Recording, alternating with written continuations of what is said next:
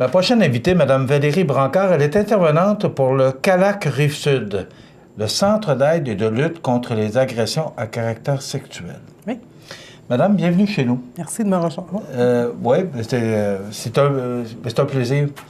C'est un plaisir de vous recevoir, oui, pour peut-être mieux nous renseigner sur les agressions sexuelles. Bon, depuis quelque temps, il y en a beaucoup de questions. On dirait que le phénomène, moi aussi, là, a comme pris de l'ampleur, mais aussi, il y a bien plus d'agressions sexuelles qu'on pense. Bien, en fait, on dit que c'est une femme sur 3 puis c'est un homme sur 6 qui va être victime d'agressions sexuelles au cours de sa vie. Donc, c'est faux de croire que c'est des circonstances isolées qu'il y a très peu de victimes. Mais dites-moi, Valérie, est-ce que ça prenait le moi aussi ou d'autres, là, pour réveiller les gens ou pour... Qu'est-ce qui s'est passé exactement?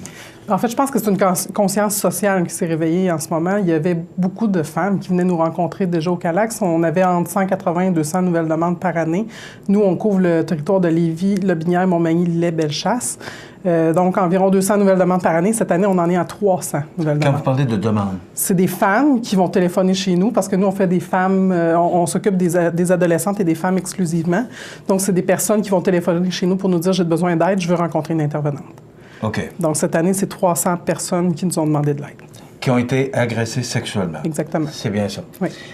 On ne parle pas de femmes battues, on ne parle pas de ça, là. On parle vraiment d'agression sexuelle? Agression sexuelle. OK. On a des femmes qui sont agressées dans des contextes de violence conjugale, donc c'est toute forme d'agression sexuelle confondue, mais la violence sexuelle exclusivement.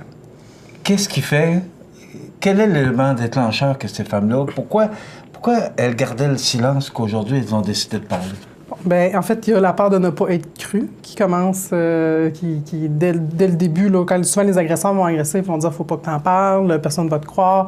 Donc, il y a la peur de ne pas être cru, la peur d'être jugé, ils ont l'impression d'être responsables de leurs agressions. Il y a aussi qu'elles se sentent honte et elles sont coupables de ce qui s'est passé. Hein? Les fameux « j'aurais donc dû », j'appelle, « j'aurais donc dû pas m'habiller de main, j'aurais donc dû deviner, j'aurais donc dû pas être là ». Donc, c'est ce qui fait qu'elles ne parlent pas. Puis, les agressions sexuelles, c'est un problème social. Donc, la société va cautionner un peu ces agressions-là parce qu'il y a personne qui va réagir, par exemple, dans le transport en commun, les secrets de famille, les gens vont juger, ou quand il y a une femme qui va dévoiler, va dire tout simplement, le proche va dire tout simplement, bien, parle-en pas, oublie ça, tasse ça de ta tête, puis passe à autre chose. Donc, tout ça, entre autres, fait que les femmes ne parlent pas. Et là, avec un mouvement comme moi aussi, ce que ça fait, c'est que ça réveille des consciences. Puis là, bien, les femmes ont décidé de parler. Les femmes, il y a eu des hommes aussi, non? Mais ces personnes-là ont décidé de parler parce qu'ils se sont rendus compte que peut-être, finalement, on est prêt à entendre ce genre de choses-là. Puis il y a des choses qui sont possibles pour améliorer la situation, comme aller voir une intervenante, dénoncer au niveau judiciaire et tout. Vous avez dit, et je retiens ce que vous avez dit, il y a des hommes aussi. Oui. Des fois, c'est difficile à croire, mais... Bien, le contexte est différent parce qu'une femme victime d'agression sexuelle, 50% du temps, ça va être à l'enfance ou à l'adolescence. Mais tout au long de sa vie, peut être victime d'agression sexuelle. Dans le fond, ce que l'agresseur recherche, c'est la vulnérabilité. OK? Donc, j'ai des femmes de 80 ans dans des CHSLD qui vont être victimes d'agression sexuelle. Concernant l'homme, la différence, c'est que souvent, ces hommes-là vont être victimes à l'âge d'enfants ou adolescents, la majorité du temps. Ou sinon, on va parler de cas isolés, comme par exemple des personnes qui ont une déficience intellectuelle, un handicap, ou on a déjà vu beaucoup aussi des règlements de compte par rapport à l'homosexualité, là, des hommes qui sont homosexuels, puis pour les punir de leur homosexualité, en fait, ils vont avoir des viols qui vont être commis. C'est différent, la façon de réagir. C'est différent aussi les raisons pourquoi ils sont victimes d'agression sexuelle. Ça fait que c'est pour ça qu'on n'intervient pas de la même façon, puis qu'ils ont d'autres services qui vont répondre à ces personnes-là, parce qu'ils ne vivent pas les mêmes conséquences. Quel est votre rôle? C'est difficile parce qu'on... Bon, oui. Je ne suis pas gêné de le dire que je ne connais pas le sujet, puis c'est pour ça que vous êtes là. Oui. Mais quel est votre rôle, justement, quand une femme va vous voir qu'elle a été agressée sexuellement, ou encore, ça fait nombre d'années, quel est votre rôle là-dedans? Bon, en fait, on en a plusieurs. Au CALAC, on a le volet qui est individuel, donc on va aider de façon individuelle ou avec des groupes de soutien les femmes qui ont été victimes. Donc, moi, j'appelle ça la ligne de vie. Cette ligne de vie-là, où il y a des nœuds, hein, comme une agression, c'est un nœud. Une agression, une conséquence, c'est un autre nœud. Moi, mon travail, c'est de défaire ces nœuds-là. Il faut qu'elle aille bien, qu'on va enlever les conséquences comme la honte, la culpabilité, l'automutilation, les idées suicidaires, le trouble alimentaire. Il y en a de toutes les couleurs. Chaque femme est différente. Donc, moi, mon travail, c'est de faire ça en groupe ou de façon individuelle. On a comme volet aussi de la prévention puis de la sensibilisation. Donc, on va dans les écoles ou dans d'autres milieux où on va travailler avec les enseignants ou avec les jeunes sur c'est quoi les agressions sexuelles, comment on fait pour prévenir, puis comment on fait pour réagir au niveau des agressions. Puis, on a tout ce qui est défense de droit, donc accompagnement judiciaire, lutte, défense de droit, accompagnement médical aussi. Mais vous avez un grand... vous avez un grand rôle à jouer, là. Et vous disiez que la demande est de plus en plus forte. Réussissez-vous à vous occuper de tout ce monde-là? Est-ce que... Présentement, on a une liste d'attente qu'on n'a jamais eue. On a déjà eu des listes d'attente de 5, 10, 15 personnes. Présentement, c'est plus autour de 40, 50.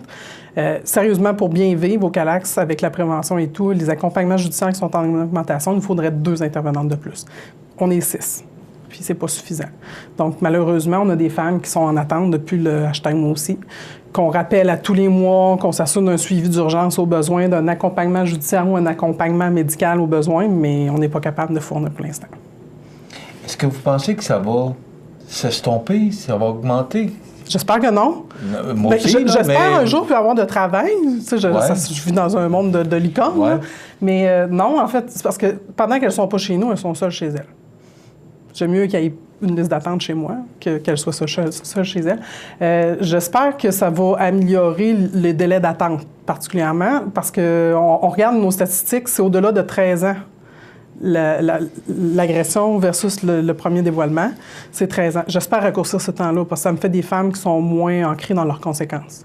Donc, plus elles viennent nous voir rapidement, plus elles reçoivent d'aide rapidement, plus c'est facile pour elles, après ça, de travailler les conséquences. Donc, j'espère qu'il y a ça. J'espère aussi que les gens vont être mieux outillés pour aider leurs proches, soutenir les victimes, parce que souvent, c'est un peu un cause à effet. Là, finalement, souvent, elles ne parleront pas en fonction de justement comment que la personne risque d'agir et tout. Donc, si les gens sont conscients puis qu'on enlève tous les bons vieux mythes et préjugés de la fille qui n'aurait pas dû s'être bien en mini-jupe ou qui a provoqué l'agression, si on enlève ça, on va raccourcir les délais d'attente puis les conséquences. Mais est-ce que vous pensez qu'un jour, avec tout ce qu'on vit, ce qu'on entend, ça va diminuer, est-ce que ça va disparaître ou si on est face à ça pour le reste de notre vie, qu'on va... Bien, en fait, c'est ça, c'est un problème social. La journée où la société va se rendre compte que ça n'a pas de bon sens, qu'on ne devrait pas tolérer ça, qu'on devrait punir la chose, que la société a un pouvoir, bien, oui, j'espère que ça va diminuer. On regarde les statistiques, peu importe le problème social, que ce soit de l'alcool au volant, de la violence, peu importe, plus on met de l'emphase là-dessus, plus on travaille là-dessus, plus il va y avoir une diminution, oui. À cette heure, à quelle vitesse? Je veux dire, c'est depuis que le monde est monde qu'il y a des agressions sexuelles.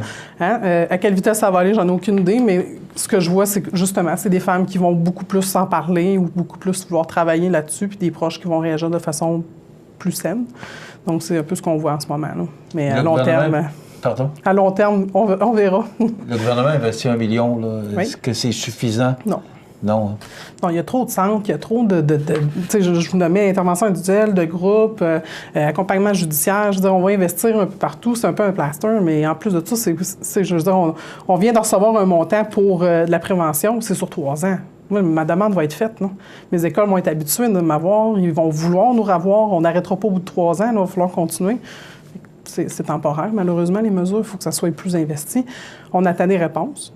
C'est un enjeu qui est majeur avec tout ce qui s'est passé dans les écoles, avec l'université. Il y a des nouveaux règlements qui se sont mis en place. Il y a des juste la sensibilisation au niveau des initiations au niveau universitaire. Je veux dire, il y a un mouvement, mais il ne faut pas que ça arrête parce que là, c'est beau, au bout de 3 ans, c'est plus calme. On coupe parce que les demandes ne finiront pas plus. Là, ça va continuer. Mais dans un monde merveilleux, ce serait quoi le... Une campagne de prévention majeure au niveau provincial. Parler des Calax. On est les centres d'aide et de lutte contre les agressions à caractère sexuel. On a l'expertise là-dedans. Ensuite de ça, oui, on a travaillé beaucoup sur tout ce qui est milieu judiciaire. La SQ a annoncé cet automne une nouvelle façon de réanalyser les dossiers qui n'ont pas été retenus. Bien, le milieu judiciaire, en grande partie, nécessite une révision, pas parce qu'on n'y croit pas du tout. Là. Je veux dire, on croit au milieu judiciaire, on veut que... Mais tu sais, il y a des petites choses qui font que d'accompagner ces femmes-là ou ces personnes-là qui seraient plus facilitant. La prévention, c'est le mot-clé. Je veux dire, c'est la journée où les jeunes savent c'est quoi une agression sexuelle. J'en ai plein de 16 ans qui viennent me voir et qui me disent « Je savais même pas que c'était une agression, je l'ai vécu à l'âge de 8 ans. Ça fait 8-6 ans qu'ils vivent avec ça puis qu'ils ne savaient pas que c'était une forme d'agression sexuelle. » Des attouchements, de l'exhibitionnisme, du harcèlement, des trucs comme ça. Donc, à les informer, ils vont vivre avec ça un peu moins longtemps. Puis la prévention, en fait, se fait des deux côtés. Pas juste la victime, mais l'agresseur potentiel aussi. Puis on sait que les agresseurs vont commencer à l'adolescence. Puis on dit qu'au cours au cours de sa vie, un agresseur va faire en moyenne une dizaine de victimes. Fait que si je fais de la prévention à l'adolescence, puis que le gars, il se dit « ça n'a pas de bon sens », parce que 98 du temps, c'est des hommes, les agresseurs, bien, on vient peut-être de sauver 10 victimes potentielles. On pourra en jaser bien longtemps. J'aurais beaucoup de questions encore à vous poser. Oui, malheureusement, on a 10 minutes pour le faire, c'est court. Si on veut communiquer avec vous, oui, Calacs, Calacs, C-A-L-A-C-S, oui. Et on peut vous rejoindre comment? Par téléphone au 418-835-8342. Vous êtes à Lévis? Oui, mais on se déplace dans Montmagny-Lillet. OK. Chasse, Lobinière, on a des points de service. J'ai une intervenante au CLSC ici à Montmagny qui peut se déplacer. On va dans les écoles secondaires aussi. Donc, on peut nous rejoindre sur le téléphone, puis Facebook aussi. Donc, le Calacs Rive-Sud, on a une page Facebook que vous pouvez envoyer un message au privé, puis c'est une intervenante comme moi qui répond. OK. Donc, 418-835... 8342. 8342. Alors, soit Valérie Bracard ou encore, on demande une personne, on demande de l'aide. Tous nos services sont gratuits. Bon, et j'apprends, oui, c'est gratuit, et j'apprends que quelqu'un du CLSC à Montmagny, qu'on a une intervenante ici sur place. Oui. Madame Bracard, si jamais vous avez besoin, vous savez où nous trouver. Si on peut lancer un message ou si on peut informer, on est là pour ça, c'est notre rôle. Merci. Merci d'avoir été avec nous. Merci à vous. Madame Valérie Bracard, qui est intervenante pour le Calacs Rive-Sud, le Centre d'aide et de lutte contre les agressions à caractère sexuel. Merci madame. Voilà, ça complète notre entrevue.